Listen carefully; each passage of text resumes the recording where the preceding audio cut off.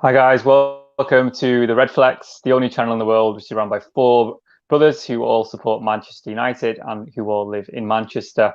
Today's topic is Aaron Wan-Bissaka good enough for Manchester United? In our previous video, I was, let's just say, brutally honest. He was passionate. It was a passionate rant. If you haven't seen it, you must see it. First time maybe on the Redflex, I showed a bit of passion, maybe. Well, the real Abdul, please stand up. This is the Abdul that the fans want to see. This is the Abdul that all the fans, all the Redflex, the millions and millions of the Redflex fans want to see.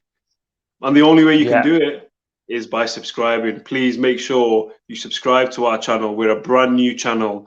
We've got so much content on the way for you guys. Please like, comment, and subscribe. That's that one out of the way. Fantastic plug.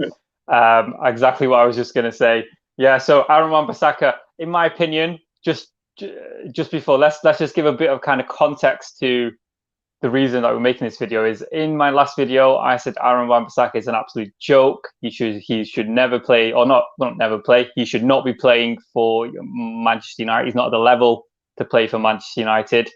Usman had the opposing view, had an opposing view, and kind of tried to lay it on me to give. I think he labelled it as an outlandish claim. Outlandish claim. I think I kind of held my own, to be honest. I think I gave him reasons why I don't think he's good enough. So let's just kind of delve a bit deeper into that, and just kind of let's actually look into this and see whether he is good enough or not. I think it's worth the debate. It's worth the show. Let's see what we think. So first question, Kasim, I've kind of given my overall view that I don't think Aaron Wan-Bissaka is good enough to play for United. I will give my reasons in a minute. So I think you were kind of on board with what I was saying in the last video, but let's just hear your views about Aaron Wan-Bissaka. So Manchester United bought Aaron Wan-Bissaka after a really good season, his debut season at Crystal Palace. I believe we paid £50 million for him. And it depends on how you look at it. If you look at his defensive work, he's probably one of the best defenders in the Premier League. But the issue that I have is that can't be good enough just because he's a good defender. At Manchester United, you have to be a good defender. That's not something that you celebrate. You have to be a good defender for Manchester United, the biggest club in the world, the most popular club in the world. You have to defend because you're right back. So that's just, that's a standard requirement of your right back. Yes. And yeah. So sorry guys, just going to say, so do you think going forward, or firstly, how do you rate him going forward? I think he's probably one of our weakest players on the ball, especially the game against West Brom. There were so many times where the ball, we're quite slow in building our attacks when it comes from, we pass it out from the back for some reason still. Not as much as we did before, but we still do it more than we should. And every time it goes to Wan-Bissaka, it feels like it's just going to break down. There doesn't seem to be any pattern, doesn't seem to be any guile. And that's just more overall the team rather than Wan-Bissaka as well. But his crossing's not the best. He probably has one skill in his up his sleeve. And I think it all goes... The old inside out. The old inside on the outside. And I think it all boils down to the fact that if you look over the last 10 years, what have we been used to? We've been used to Antonio Valencia, a guy that was a winger with the replacement of Cristiano Ronaldo, and he then played right back. And I think Valencia was actually better than a lot of people thought he was. He was decent. He just had an awful cross on him. That's it. Yeah, an absolute tank going down. And so many times, if you go through like the highlights, like you see him bombing down, he'll do a low cross across the face of goal, and there used to be Rooney there putting him back into the back of the net. Absolutely, that's what I expect from a United right back, 100%. At that point, we thought we need an upgrade on Valencia, and I think we still haven't replaced Antonio Valencia. And it always seems it's like the Pakistan cricket team. The Pakistan cricket team start doing things that they're meant to be doing, but they do it 10 years later. Like they always seem to be one step behind of what the common trend is in football. What do you think? That's how I feel sometimes with United at the moment.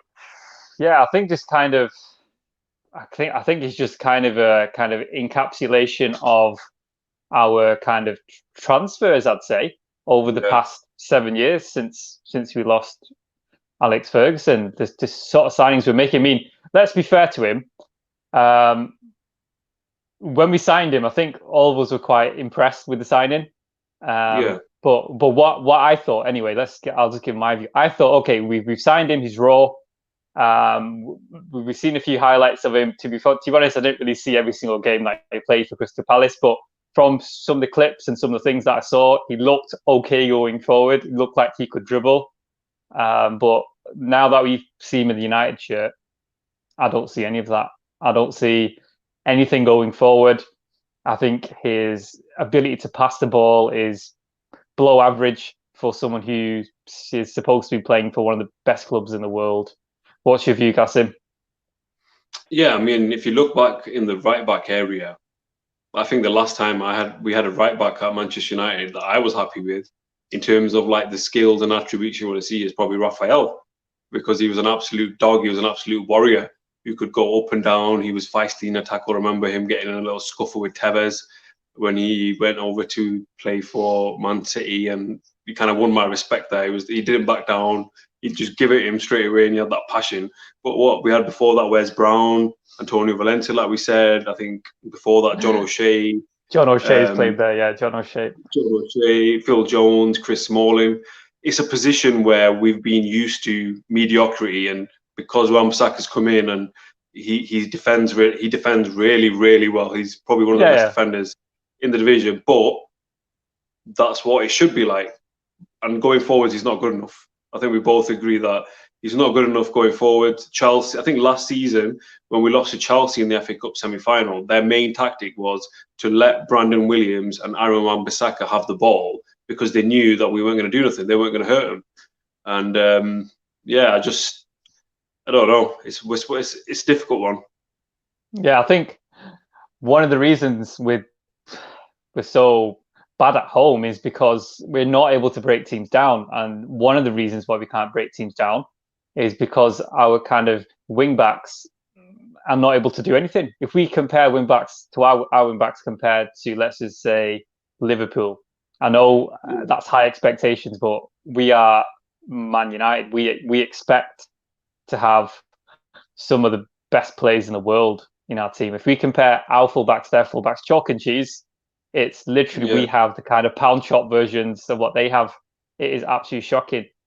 We don't have anyone, not even anywhere close to that level, and it hurts to say that. Like, how can we have spent? I think I was reading something. We spent £1 billion since Alex Ferguson has left. What do we have? Literally, we don't have any. We can argue that Bruno Fernandes is world class. Who else? Martial, they bought, which obviously the jury is still out. Yeah. So in fact, we've got a comment here. SYG169 against top 6 teams. He is the best when there's no pressure to attack.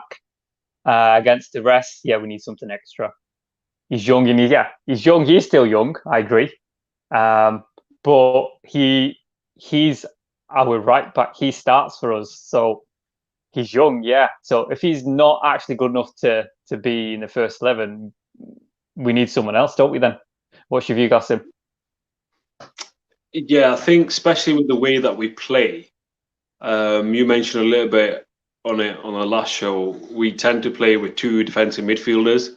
So with that and the fact that our right winger, because we don't have one, usually cuts in, the formation is reliant on width and it's relying on our wing backs to actually make something happen. But then our wing backs don't make anything happen, and then you just have players like Mata, Fernandes, everyone roaming in the centre, but nothing's happening. Nothing's happening at all. I mean, the Shaw, who was actually, he was not doing anything in terms of crossing until Tellez arrived. All of a sudden, he started to cross the ball. Which is great. Yeah. But then, as a right back, going forward, Aaron Wan-Bissaka, for me, he's a no. I mean, I understand what Usman said in the last video, he said that if we had someone on the right wing who could kind of dovetail with him, so they can kind of make overlapping runs, or some could help Is he out. good enough to actually still do anything though? Even if we did have that right wing? Yeah, exactly. That's what I was going to say. Even if there was a proper right winger there, as Usman kind of said, does it make a difference? Because on the ball, he can't do anything anyway. So it's not about him actually making forward runs. That's probably not what I'm asking. What I was saying was, when he has the ball, when he tries to run with the ball, or if he gets the ball in any forward position, he hardly does anything. And just like what you mentioned, Qasim, as well. He's just got the inside out trick. That's it. Fakes on the inside, goals on the outside. That's the only thing you ever see him do. He's not, in my opinion, he's not developed enough. He's been here for over a season. He's not developed. I think at the start he was probably better going forward. I think he's kind of lost a bit of confidence, or whatever it is. I think he's got worse, in my opinion. So I think it obviously doesn't help that our defense is not very stable. Our team's not very stable. And usually, for some reason, I don't know why, the first season, some people come in, they do really well. And then the second season, it kind of goes off track a little bit. Or somebody comes in, first season, they're not good. Second season, they get better. So it just depends on, each player's journey, I guess. But I think if you were to ask me right now, do I think he's good enough to play for Manchester United? I would say, because the jury is still out and we can't make a proper decision, I would say he's good enough to play for Man United at the moment, but it's something that we need to keep an eye on, and it's something that we could definitely upgrade on. But there's so many other things that we need to do. So for now, he's probably going to have to stay.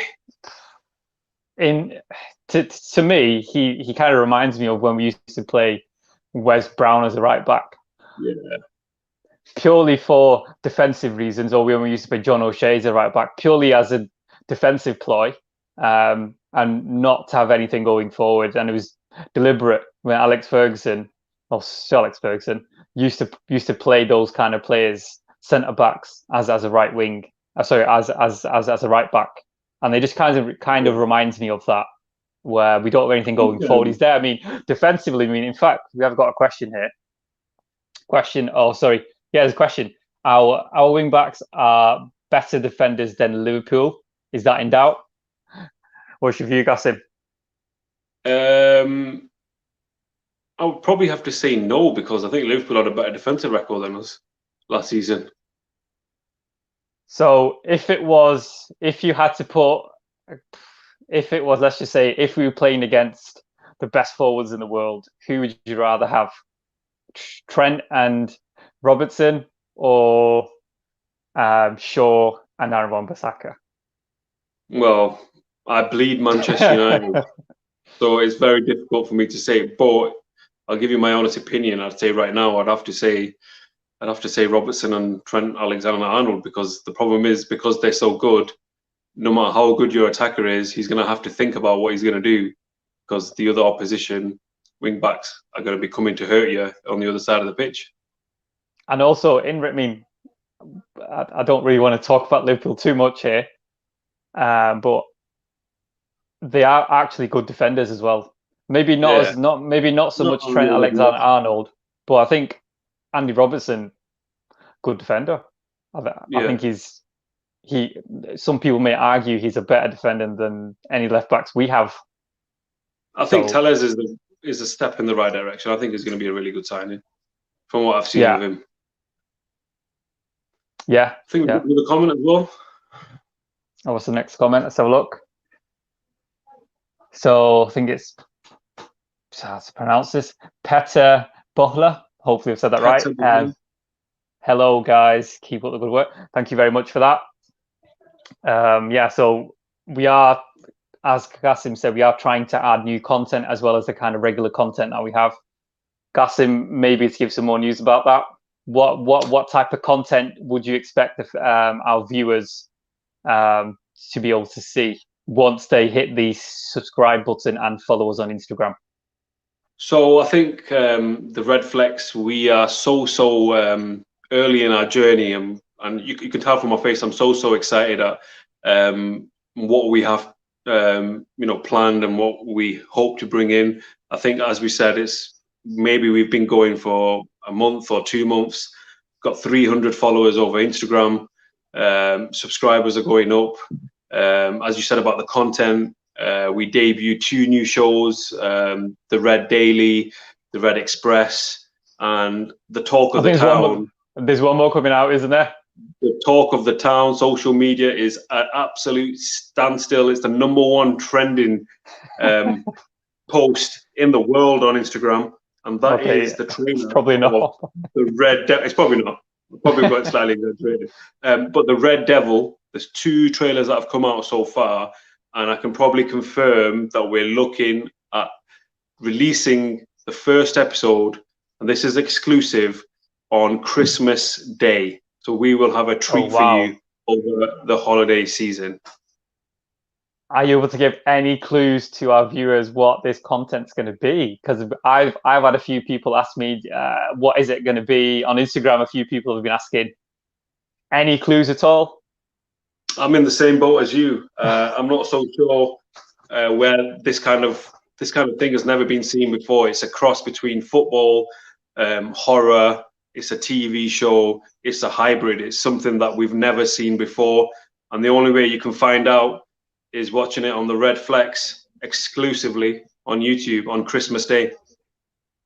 Oh, that sounds really exciting. I am very much looking forward to that. I think it'll be a fantastic show. And just once again, guys, if you haven't hit the subscribe button, please do so. If you haven't yet followed us on Instagram, please do so. Just in regards to the content of our video, the main topic of the video was Aaron Wan-Bissaka. So I think this is the kind of final question just to close off the debate. I know Usman's not here to kind of give his side of the kind of coin. I'm sure he would, if he was on, I'm sure we'd have a nice little rant and maybe try to challenge us on our views and opinion. So last question, Gassim, is should we be looking to sign a new right back for next season? I would strongly recommend that we should buy another right back. However, if you ask me what I think what eventually probably will happen is we're not going to be buying a right back. I think there's rumours of how much money we actually have, and they probably want to get a right winger. So I don't think it's going to happen next year, no. Okay, yeah, that's what I was going to say as well. I mean, in terms of funds, we probably don't have enough to sign enough players that we actually need to try to compete, I think, for the league. So I think that's a shame. I think we need to sell players, actually. We need to sell players as well. A lot of them. We'll probably have at least 50 million to 100 million worth of talent sitting in the reserves, not even the bench, that we need to get rid of. If we could sell those, then surely maybe we probably have enough money maybe to sign a right back. Do you have anyone in mind, Gassim, who you think could improve Manchester United? I think it's a tough one. Although we are saying, I think you said they're not good enough. It's difficult, but so maybe Usman would say, okay, if you can't name someone, but there isn't really a name that comes to mind. Yeah, I mean, if you just ask me, and the first name that comes to mind, I can't think of one. Or have you got someone in mind in terms of what you would like the player to actually be like? Name a player that you think is a similar player to what we need. In the right back position? Yeah. I think as a right back, I really like Dani Carvajal at Real Madrid. He's quick, he's got good delivery, he tracks back, gets up and down, he's good with the tackle, he's aggressive, passionate. I think you need those kind of players in each position. They wear the badge on the heart and go out and give it their best and give you a good solid, 6, 7 out of 10 week in and week out. But we don't have enough of those at the moment. That's why we're in the position that we are. Yeah, for me, I mean, I'd probably say, I think it's James from Chelsea, the right back. I mean, he's probably only had 1 season. He's less experienced than Aaron Wan-Bissaka, but he's made it into the England squad pretty much straight away. So that shows the level he's at. Going forward, really good. Defensively, really good. He's strong. He's quick.